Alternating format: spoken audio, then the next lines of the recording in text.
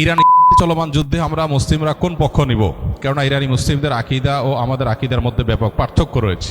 দেখুন, একটা কমন নীতি আমাদের প্রত্যেকেরই জানা থাকা দরকার। সেটা হলো, একজন মুসলমান তিনি সবসময় মাজলুমের পক্ষ অবলম্বন করবেন। যখন দুটি বিবাদমান পক্ষের মধ্যে একটা মাজলুম আর একটা জালেম হবে, তখন সেই ঘটনায় মুসলমানরা সবসময় জুলুমের বিরুদ্ধে অবস্থান নেবেন। এটা হলো কমন নীতি।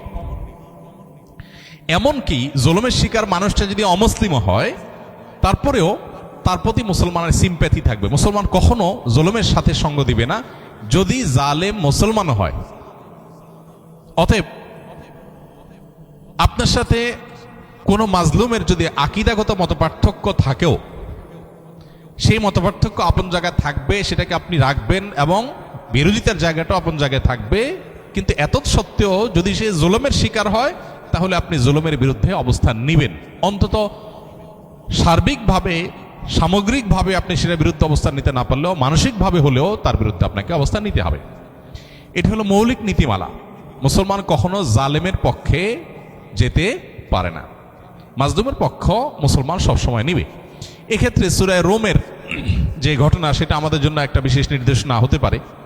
সূরা রোমের শুরুতেই আল্লাহ তাআলা যে বলেছেন, আলিফ লাম মিম গুলিবাতির রোম, এখানে আমরা দেখেছি যে রোমানদের সাথে তখন পারস্যের অগ্নিপূজকদের সাথে যে যুদ্ধ হয়েছে, সেই যুদ্ধে মক্কার মুশরিকরা পারস্যদের আর মক্কার মুসলমানেরা সাহাবা একরাম তারা রোমানদের সমর্থন করেছেন। কেন?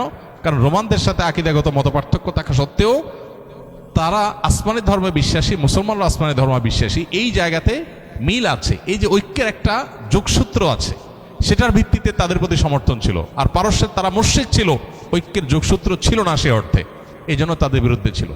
অতএব আজও আমরা ওই মূলনীতি মাথায় রেখে অনেক আহলে কেবলা, অনেক আপনার মুসলিম আছেন যারা হয়তো বিভ্রান্ত, যারা হয়তো বিদআতে লিপ্ত, কেউ কেউ হয়তো শিরকে বা ইসলামের গণ্ডি থেকেও খারেজ, বাট বাহ্যিক দৃষ্টিকোণ থেকে আদম সময়তে মুসলমান মানুষ মনে করে পরিস্থিতি বিবেচনা, বিশেষ করে তারা যখন জুলুমের শিকার হবে, তখন জালিমের পতন চাওয়া বা তাদের চাইতে আরো বেশি জুলুম যারা করছে তাদের পতন চাওয়া বা তাদের ব্যাপারে আপনার যথাযথ অবস্থান গ্রহণ করা, এটা মুসলমানের, একজন দায়িত্বশীল মুসলমানের কর্তব্য। সেই স্ট্যান্ড বা সেই অবস্থানটা আমাদের এক্ষেত্রে হতে পারে। এছাড়া এটা তো ঠিক যে সিরিয়া যুদ্ধে ইরাকে বহু সুন্নিকে তারা হত্যা করেছে, নির্মমভাবে হাজার হাজার লক্ষ লক্ষ সুন্নিকে তারা হত্যা করেছে। মূলত পৃথিবীতে মানুষের পাপের কৃতকর্মের প্রায়শ্চিত্ত মানুষকে করতে হয়। বিশেষ করে জুলুম যদি করে কেউ, তাহলে জীবদ্দশাতেই তার প্রায়শ্চিত্ত করতে হয়, আখিরাতে তো আছেই। তো এই জন্য জুলুম থেকে আমরা সবসময় নিজেদেরকে বাঁচিয়ে রাখবো, কোনো যুক্তিতেই আমরা জুলুম করব না। এমনকি যুদ্ধক্ষেত্রেও নবী সাল্লাল্লাহু আলাইহি ওয়াসাল্লাম আমাদেরকে জুলুম করার পারমিশন দেন নাই, অমুসলিমের সাথে আল্লাহ তাআলা জুলুম করার পারমিশন আমাদেরকে দেন নাই। অতএব যেই জুলুম আল্লাহ নিজের জন্য হারাম করেছেন, হাদিসে কুদসিতে আল্লাহ বলেছেন, ইন্নী হারামতু যুলমা আলা নাফসি, আমার বান্দারা তোমরা জেনে রাখো আমি নিজের প্রতি নিজে জুলুমকে হারাম করে রেখেছি, ফালা তাযালামু, অতএব তোমরা একে অন্যের প্রতি জুলুম করিও না। এটা আল্লাহর কথা, হাদিসে কুদসি তিনি বলেছেন। সো জুলুম থেকে আমরা হাজার মাইল দূরে থাকবো, আমার দ্বারা যেন কারোর প্রতি অবিচার না হয়।